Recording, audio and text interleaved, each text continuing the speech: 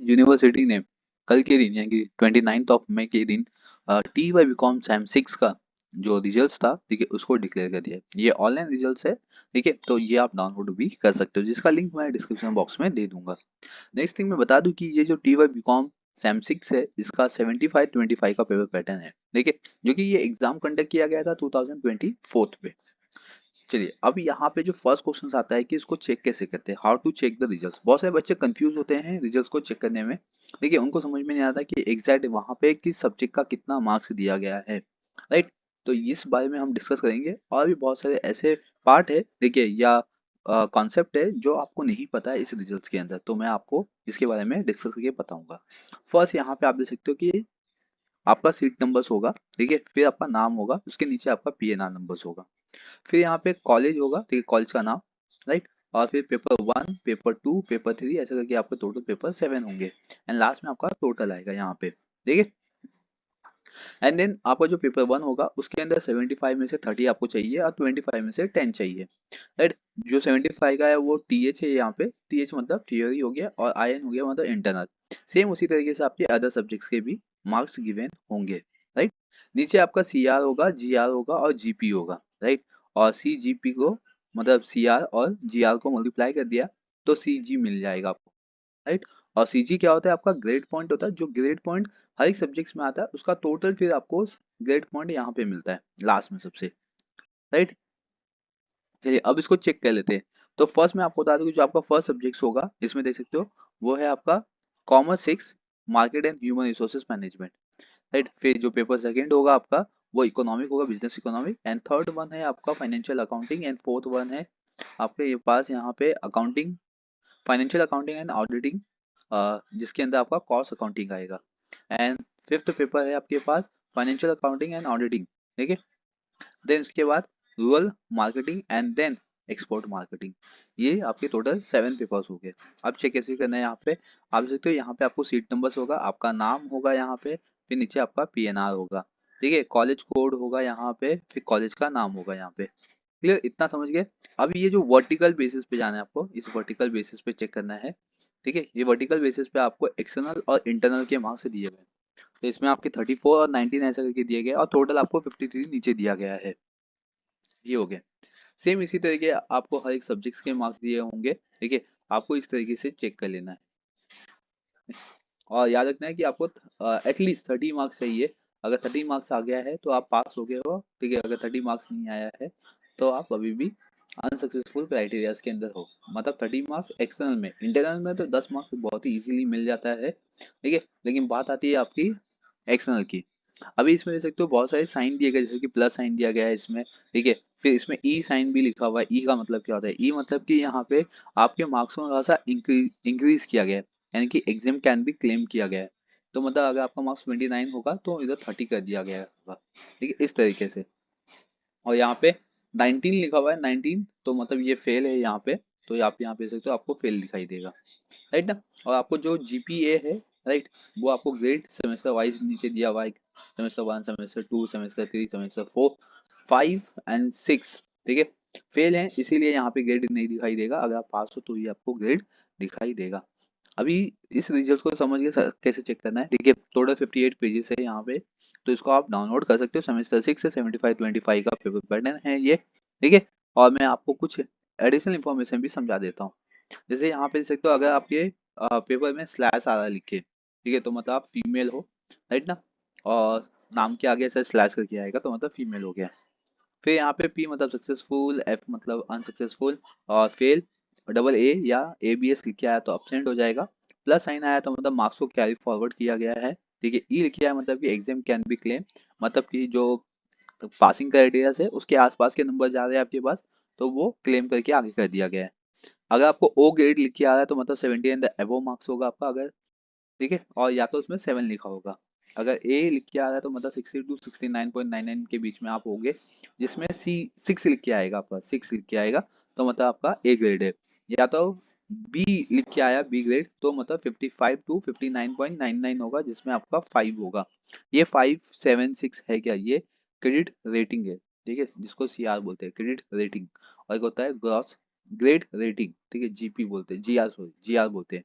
तो जीआर में आपको ना, जैसे जो जीआर होगा आपका, ठीक है, जीआर के अंदर ना आपको एबीसी लिख के आएगा, राइट। और सीआर के अंदर ना आपको, अभी ऊपर दिखा था मैंने सीआर जीआर ये सब, तो इसमें आपको नंबर लिख के आएगा। अगर 7 आया तो समझ जाएगा कि आपका ओ ग्रेड है, यानी कि 70 के अब नंबर्स है या परसेंटेज है। नेक्स्ट, अगर 50 से लेके 54.99 तक है तो आपको सी ग्रेड मिलेगा, जिसमें 4 लिख के आएगा। अगर 45 से लेके 49.99 तक मिलेगा तो उसमें डी ग्रेड लिख के आएगा, और उसमें 3 लिखा होगा सीआर का, ठीक है। और ई क्या आया, मतलब 40 से लेके 44.99 तक आया तो उसमें आपको 2 लिख के आएगा। अगर इसके नीचे गया, ठीक है, तो आप फेल हो, है ना। क्योंकि एटलीस्ट आपको कितना चाहिए इसमें, 30 मार्क्स चाहिए ना पासिंग के लिए।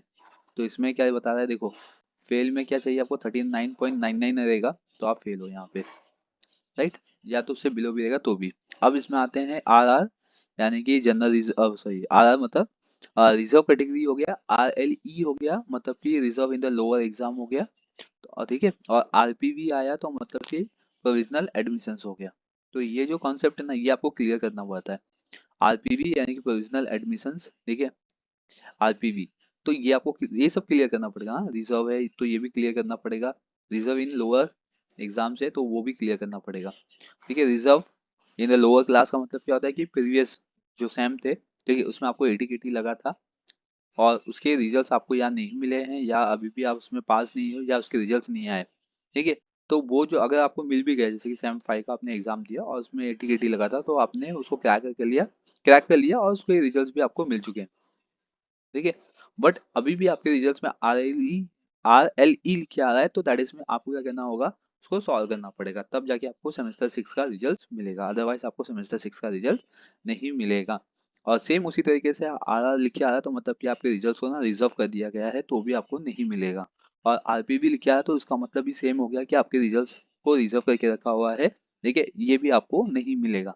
ये आपको कब मिलेगा, ये आपको मिलेगा जब आप इसको सॉल्व करोगे, ठीक है। ये जो क्राइटेरियाज है, ठीक है, उसके कुछ क्राइटेरियाज है, वो क्राइटेरियाज आपको सॉल्व करना पड़ेगा बाय कॉलेज बाय यूनिवर्सिटीज, तो जाके आपको आपके सेमेस्टर 6 और सेमेस्टर 5 के अगर रिजल्ट्स नहीं मिले तो भी वो मिल जाएंगे। अब वो कैसे मिलेंगे, क्या करना है, क्या प्रोसीजर्स है, ठीक है, ईच एंड एवरीथिंग ये मैंने आर एल ई एक वीडियो बनाया हुआ है, are L E, are P we और आर आर, ये जो कॉन्सेप्ट है इस पे मैंने वीडियो बनाया हुआ है, आप उसको देखिए, समझिए और उसको सॉल्व कीजिए, राइट। और देख लीजिए, ये जो क्राइटेरियाज है, R P V, R R या आर एल ई, ये जो क्राइटेरियाज है, ठीक है, इसमें जो आपके रिजल्ट्स मिलते हैं ना, वो आपको टाइम लगता है, ठीक है। अभी मतलब कि अगर सबके रिजल्ट्स 1 महीने में आएंगे, हार्ड कॉपी 1 महीने में आएंगे, तो आपको 2 महीना और एक्स्ट्रा लगेगा। मतलब अगर जून में भी आपके रिजल्ट्स आते हैं तो दैट इज में आपको फिर अगस्त या सितंबर में आपके रिजल्ट्स मिलेंगे, are L E, are P we या आर आर वाले बच्चे लोग को, समझ। और ये आपके रिजल्ट्स में लिख के आता है, आपको देखना है आपके रिजल्ट्स में तो नहीं है। अगर नहीं है तो वेल एंड गुड, आपको अच्छे खासे रिजल्ट्स मिल जाएंगे, जल्दी मिल जाएंगे, ठीक है। अगर लिख के आया तो आपको और 2-3 महीना वेट करना पड़ेगा। देखो यहाँ पे ये बच्चा पास है, फिर भी इसका आर एल ई लिख के आ रहा है, मतलब सेमेस्टर 5 में इसका केटी रहेगा, जिसने क्रैक किया भी होगा, लेकिन इसके रिजल्ट्स अब तक नहीं मिले होंगे, तो इसको क्लियर करना पड़ेगा, समझ गए यहाँ पे। अब वो कैसे करना है उसका लिंक मैंने डिस्क्रिप्शन बॉक्स में दे दिया हुआ है, आप उसको देख लीजिए, समझ लीजिए। और ये जो रिजल्ट देख रहे हो इसको भी डाउनलोड कर सकते हो, लिंक मैंने डिस्क्रिप्शन बॉक्स में दे दिया हुआ है। और बता दो कि जो बच्चे फेल हो चुके हैं ना, देखिए, वो बच्चे को क्या करना है, रिवैल्यूएशन जाना है या तो एटीकेटी जाना है, ठीक है, समझे। अगर देख लीजिए, अगर आपका 20 मार्क्स तक है, क्योंकि आपको पासिंग क्राइटेरिया कितना है, 30 है ना, अगर आपका 20 मार्क्स है तो आप रिवैल्यूएशन में जाइए, राइट।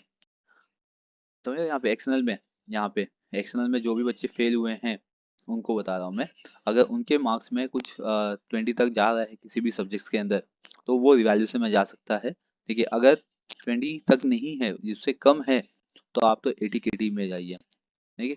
और एटीकेटी का फॉर्म आएगा 3 महीने बाद, ठीक है, वही अगस्त या सितंबर में आएगा। एंड नेक्स्ट थिंग, और जो रिवैल्यूएशन का फॉर्म है वो 7 डेज के बाद आ ही जाएगा मुंबई यूनिवर्सिटी के ऑफिशियल वेबसाइट पे। तो अब बेसिकली कैसा है कि बहुत से बच्चे बोलते हैं कि सर मेरा 18 आया, 19 आया या 17 आया, तो क्या मैं रिवैल्यूएशन में जा सकता हूँ क्या। देखिए, आप रिवैल्यूएशन में जा सकते हो, आप अपने पेपर्स को भी जा सकते हो, इसमें कोई डाउट नहीं है, ठीक है, अगर आपको ऐसा लगता है कि नहीं आपने पेपर लिखा है फिर भी आपको 17 मिला है या 15 मिला हुआ है, तो आप एक बार ना रिवैल्यूएशन चले जाइए। क्यों? क्योंकि इसमें कैसे कभी कभी ना लक काम कर देता है और आपको फिर पास करवा देता है। तो फिर आपको एडीकेटी के एग्जाम देने नहीं पड़ेंगे। वैसे भी आपको 3 महीना तो वेट ही करना पड़ेगा। देखिए, आपको जॉब करना है और आपको रिजल्ट चाहिए है, तो भी आपको 3 महीना वेट करना पड़ेगा, क्योंकि जब तक आप एडीकेटी के फॉर्म फिल नहीं करोगे और उसके एग्जाम नहीं दोगे तब तक आपका ये क्रैक नहीं होगा। राइट ना? तो अभी क्या करना है, इसमें 3 महीने का वेट करने से अच्छा आप रिवैल्यूएशन में चले जाइए। रिवैल्यूएशन का रिजल्ट जल्दी भी आ जाता है, और इस साल तो और जल्दी आ रहा है आपके रिवैल्यूएशन के रिजल्ट। देख रहे हो, आप अप्रैल में एग्जाम दिए और मई में आपके रिजल्ट्स भी डिक्लेयर कर दिए। तो मतलब कि अगर आप अभी एग्जाम दोगे, रिवैल्यूएशन दोगे, तो शायद 2 वीक में या 3 वीक में आपके रिजल्ट्स भी आ सकते हैं। तो वो अच्छा रहेगा ना। अगर आपने रिवैल्यूएशन में क्रैक कर लिए तो आपको एडीकेटी के फॉर्म नहीं भरने पड़ेंगे। अगर रिवैल्यूएशन में क्रैक नहीं हुआ, वैसे भी एडीकेटी का वेट करना था, वैसे भी आप एडीकेटी का वेट करोगे। राइट, यहाँ पे समझ गए। और आरएलई का जो कॉन्सेप्ट था वो भी मैंने बता दिया है, देखिए अपने इस वीडियो में। अभी इसके बियॉन्ड कोई डाउट है, कुछ क्वेरीज है, तो आप मुझे कमेंट सेक्शन में कमेंट करके पूछ सकते हो। और चैनल को सब्सक्राइब कर लीजिए, बेल आइकन प्रेस कर लीजिए, ताकि आपको इसी तरीके से आने वाले अपकमिंग वीडियो के अपडेट मिलते रहेंगे। Thank you for watching.